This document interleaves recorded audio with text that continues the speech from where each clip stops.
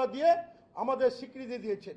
আমরা আমাদের নেত্রী মমতা ব্যানার্জির কাছে আমাদের আবেদন, আমাদের এই পরিষদ দলকে উনি স্বীকৃতি দিয়ে আমাদের অ্যাডভাইস হিসাবে উনি আমাদের পরিচালনা করুন, ওনাকে আমরা নেত্রী হিসাবে মান্যতা দেব, এটা আপনাদের মাধ্যমে পরিষ্কার বাংলার মানুষের কাছে জানিয়ে দিতে চাই। এক মিনিট, আমাদের নেতা মমতা ব্যানার্জি, আমরা মাননীয়া মমতা বন্দ্যোপাধ্যায়কে আমাদের প্রধান পরামর্শদাতা হিসেবে থাকবার জন্য অনুরোধ জানাচ্ছি। আমি আবার বলছি, আমি মাননীয়া মমতা বন্দ্যোপাধ্যায়কে আমাদের এই পরিষদীয় দলের প্রধান পরামর্শদাতা হিসেবে থাকবার অনুরোধ জানাচ্ছি। তিনি থাকুন আমাদের পরামর্শদাতা হিসেবে।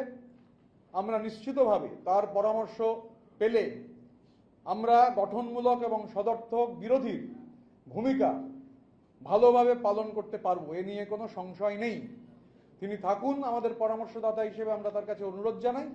এবং আমরা যে কথা শুরুতেই বলেছি যে আমরা এই বিধানসভার অভ্যন্তরে সদর্থক এবং গঠনমূলক বিরোধীর ভূমিকা পালন করব। বিজেপির সঙ্গে চোখে চোখ রেখে আমরা কোনো অবস্থায় কোনো বিলে যখন ভোট হবে, আমাদের যদি মনে হয় আমরা বিলের বিরুদ্ধে ভোট দেবো তো বিলের বিরুদ্ধে ভোট দেবো, ওয়াকআউট করে অন্য কাউকে সুযোগ সুবিধা করে দেবো না। বিজেপি বিরোধিতার প্রশ্নে আমি আবারও বলছি যে হয় বিলকে সমর্থন দেবো বা বিলকে বিরোধিতা করব, কিন্তু এই অবস্থান হবে না যে ওয়াকআউট করে গিয়ে অ্যাবসলিউট নাম্বার কমিয়ে দেবো। এটা এই রাজনীতি আমরা করব না। স্বাভাবিকভাবে সদর্থক এবং গঠনমূলক বিরোধীর ভূমিকা আমরা পালন করতে চাই। এবং অনেকে জিজ্ঞাসা করছিলেন যে অভিষেক বন্দ্যোপাধ্যায়ের কি একটা চিঠির কথা। এই অষ্টাদশ পশ্চিমবঙ্গ বিধানসভার সঙ্গে অভিষেক বন্দ্যোপাধ্যায়ের কোনো সম্পর্ক নেই। অভিষেক বন্দ্যোপাধ্যায়ের সঙ্গে অষ্টাদশ পশ্চিমবঙ্গ বিধানসভার দূর দূরান্তের কোনো সম্পর্ক নেই। আমরা তৃণমূল কংগ্রেসের প্রতীকে ৮০ জন বিধায়ক তারা নির্বাচিত হয়েছেন, তার মধ্যে ৬০ জন বিধায়ক আপাতত মনে করেছেন রীতিনীতি মেনে যে এটাই হচ্ছে এই অষ্টাদশ বিধানসভার ভেতরে প্রিন্সিপাল অপোজিশন। এবং আমরা তৃণমূল কংগ্রেসকে রিপ্রেজেন্ট করছি, আমরা তৃণমূল কংগ্রেসের প্রতিনিধি হিসেবে এখানে রয়েছি। এবং আমাদের চিফ হুইপ রাজ্যের প্রাক্তন মন্ত্রী একাধিকবারের বিধায়ক শ্রী আকরুজ্জামান যে কথাটা বললেন সেটাই হচ্ছে মূল কথা। আমরা অনুরোধ করব যে মাননীয়া মমতা বন্দ্যোপাধ্যায়কে আমাদের পরামর্শদাতা হিসেবে থেকে আমাদের গাইড করবার জন্য, তার গাইডেন্স নিয়ে আমরা আমাদের বিধানসভা এলাকার মানুষের মতামতকে নিয়ে কিভাবে উন্নয়ন করা যায়, কারণ মানুষ হচ্ছেন সবথেকে বড় প্রায়োরিটি। আমরা নিশ্চিতভাবে আমাদের এই কথাগুলো রাজ্য প্রশাসনের কাছে দাবি জানাবো যে আমাদের বিভিন্ন যে জেলা রয়েছে যেখানে বিরোধী বিধায়করা রয়েছেন, সেই জেলাগুলোতে প্রয়োজনে প্রশাসনের সঙ্গে বিরোধী বিধায়কদের আমাদের মনে হয়েছে আজকের মিটিং দেখে যেটা অনুরোধ করলে হবে, প্রশাসনের সঙ্গে বিরোধী বিধায়কদের মিটিং প্রয়োজন। এবং আমরা এটা নিশ্চিত করতে পারি আমাদের এই যে ৬০ জনের ব্লক বিরোধী বিধায়করা যারা আছেন তারা এই ধরনের অ্যাডমিনিস্ট্রেটিভ মিটিংয়ে উপস্থিত থাকবেন, তারা এই ধরনের প্রশাসনিক যে সভাগুলো হবে, কারণ আমরা আমাদের মানুষের কাছে দায়বদ্ধ, আমাদের ইলেকটোরেটের কাছে দায়বদ্ধ তাদের উন্নয়নের প্রশ্নে। দেখুন আমরা আজকে যেটা হয়েছে যে ২৮,২৫,০০০ অ্যাকাউন্টে যে টাকা ঢুকেছে, রাজ্য সরকার যেটা ঢুকিয়েছেন আমরা তাকে সাধুবাদ জানাই, একটা পজিটিভ পদক্ষেপ। আজকে আমাদের বিধায়করা, বিশেষ করে দক্ষিণ ২৪ পরগনার সাগরের বিধায়করা, সেখানে যে সমস্যা পিএইচই দপ্তর, সেই দপ্তর নিয়ে বিধায়কদের যে অভিজ্ঞতা, সেই দপ্তর নিয়ে জল নিয়ে যে সমস্যা এবং জল ঢোকাতে গিয়ে রাস্তা কেটে রাস্তা বন্ধ হয়ে যাওয়া, আমরা সরকারকে ধন্যবাদ জানাবো, কারণ এটা আমাদের বিরোধী বিধায়কদের প্রস্তাব ছিল যে এই সমস্যা রয়েছে। মাননীয় মুখ্যমন্ত্রী ওখানে সাগরের জলের যে সমস্যা, 10টা করে সাবমার্শালের কথা আজকেই বলেছেন।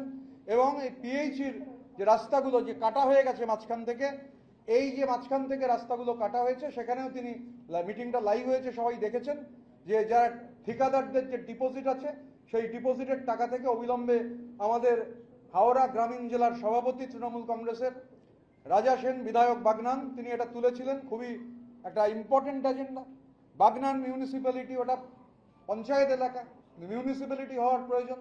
তো আজকে যে আমরা রিপোর্ট আনসার পেয়েছি সেটা সদর্থক।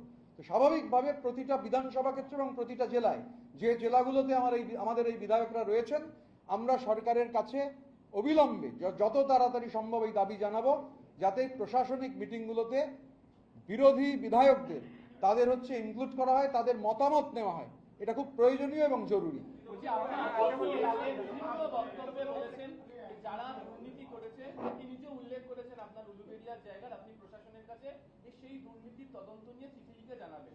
এই যে ব্লক যারা 58 রয়েছে, আরো বৃদ্ধি পাবে আপনি বলছেন, তারাও কি একই রকম ভাবে প্রশাসনের কাছে দুর্নীতি নিয়ে সরব হবে? দেখুন, আমি যখন ওটা বলেছিলাম, আমি ইন্ডিভিজুয়াল ঋতব্রত বন্দ্যোপাধ্যায় হিসেবে বলেছিলাম।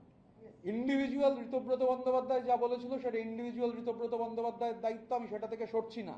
কিন্তু যেহেতু আমরা এখনো মিটিং করিনি, মানে আমাদের পদক্ষেপ কি হবে, আমি টিম ফাংশনিং এর বাইরে এক পা বেরোবো না। কালকে মিটিং হওয়ার আগে আমি এই নিয়ে কোনো প্রশ্নের উত্তর দেবো না। ইন্ডিভিজুয়াল ঋতব্রত বন্দ্যোপাধ্যায়ের মতামত এটা গুরুত্বপূর্ণ নয়, গুরুত্বপূর্ণ হচ্ছে কালেকটিভের মতামত।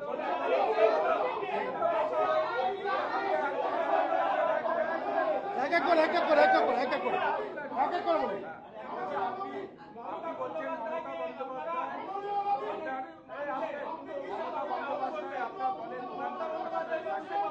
মমতা বন্দ্যোপাধ্যায়কে আপনাদের প্রধান পরামর্শদাতা হিসেবে আপনারা থাকতে পরামর্শ দিচ্ছেন এবং পাশাপাশি বলছেন তৃণমূলই আছে। তাহলে এই নতুন করে পরিষদীয় দলটা তৈরি করতে হলো কেন?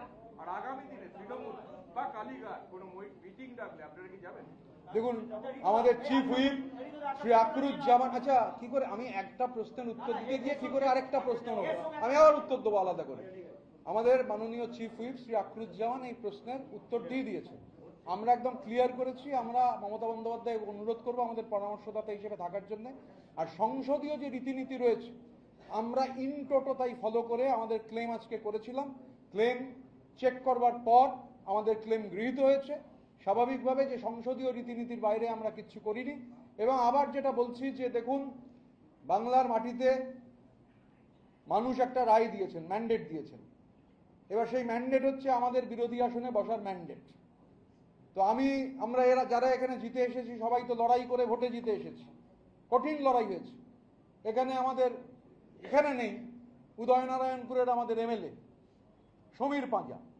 সমীর পাঁজা সমস্ত সংবাদ মাধ্যম জানে কিভাবে তাকে কাউন্টিং সেন্টারের বাইরে মারা হয়েছিল। স্বাভাবিকভাবে সে লড়াই থেমে থাকবে না। কারণ আমি চোখে দেখতে পাচ্ছি, কিছু করতে পারছি না। আমারও কাউন্টিং ওখানে চলছিল, আমার কাউন্টিং হয়ে গেছিল, কিন্তু সমীর পাঁজাকে ফেলে মারা হচ্ছে, আমি কিছু করতে পারছিলাম না, কেউই কিছু করতে পারছিলাম না, বেরোতেই পারিনি, নড়তেই দিচ্ছিল না কর্ডন করে। স্বাভাবিকভাবে প্রতিটা জায়গার আলাদা আলাদা বৈশিষ্ট্য রয়েছে।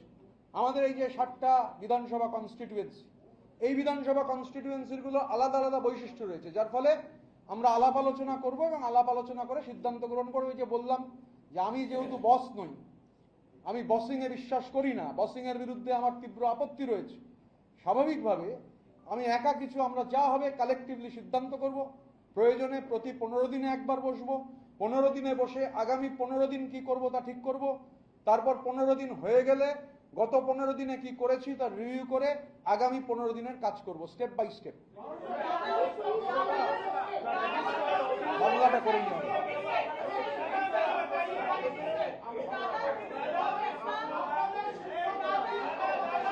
শুনতে পাচ্ছি।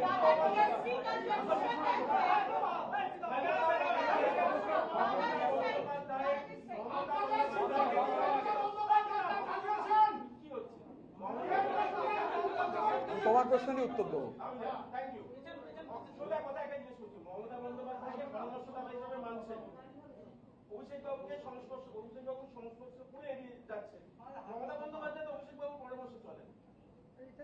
আচ্ছা, আমি তো আমার যা উত্তর দেওয়ার দিয়ে দিয়েছি। আমরা অনুরোধ করব মাননীয়া মমতা বন্দ্যোপাধ্যায়কে আমাদের পরামর্শদাতার ভূমিকায় থাকার জন্য। লাউড অ্যান্ড ক্লিয়ার, পরিষ্কার বাংলায় বলেছি। সুতরাং এর যেরকম মানে যে কেউ করে নিতে পারে।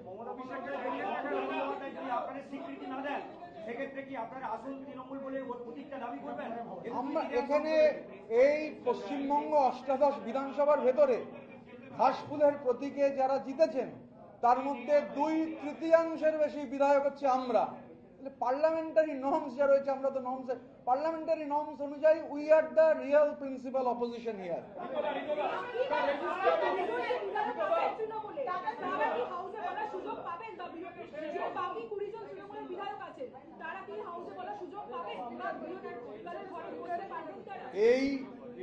এই আমি 60 জন, আমি গতকাল বলেছিলাম আমি ঋতব্রত বন্দ্যোপাধ্যায় আর সন্দীপন সাহা ছাড়া কারুর দায় দায়িত্ব নিতে অপারগ, কিন্তু এখন আমরা সবাই 60 জন আমাদের 60 জনের দায় দায়িত্ব নিতে প্রস্তুত, যে কারণে আমরা এখানে হাউসে স্বাভাবিকভাবে এই 60 জনই হচ্ছে প্রিন্সিপাল অপোজিশন, তো বাকি 20 জনের কোনো দায়িত্ব আমরা এই মুহূর্তে নিতে পারবো না।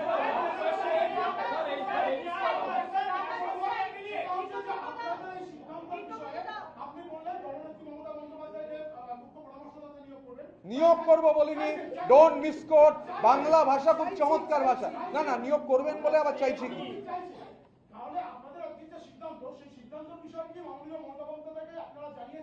অবশ্যই চিঠি লিখে জানাবো, এই তো সিদ্ধান্ত গ্রহণ করলাম। সিদ্ধান্ত গ্রহণ করেছি একত্রিতভাবে, কালেকটিভলি। এই সিদ্ধান্ত কোনো কর্পোরেট অফিসে হয়নি, এই সিদ্ধান্ত কোনো পরামর্শদাতা সংস্থা দেয়নি, এই সিদ্ধান্ত এরকম নয়, আমি নাম করব না। এখানে আমাদের এই সিদ্ধান্ত কোনো চাপিয়ে দেওয়া সিদ্ধান্ত না, এটা কালেকটিভ। আমরা কালেকটিভ হিসাবেই ফাংশন করব, অটোমেটিক্যালি এটা কালেকটিভের সিদ্ধান্ত। যে কারণে একটা প্রশ্ন উঠেছিল, প্রশ্নটা আমার কাছে খুবই চমৎকার প্রশ্ন ছিল, আমি উত্তর দিলাম না। আমি বাইরে বেরিয়ে ইন্ডিভিজুয়াল উত্তর দিতে পারি, আমি এখানে কালেকটিভে বসে আলোচনা ছাড়া তার উত্তর দেবো না। আমাদের গোটা লড়াইটাই কালেকটিভের লড়াই, ইন্ডিভিজুয়ালিজমের বিরুদ্ধে কালেকটিভের লড়াই। এবং এই বিধানসভা, বিধানচন্দ্র রায় এই বিধানসভার মুখ্যমন্ত্রী ছিলেন, জ্যোতি বসু এই বিধানসভার মুখ্যমন্ত্রী ছিলেন।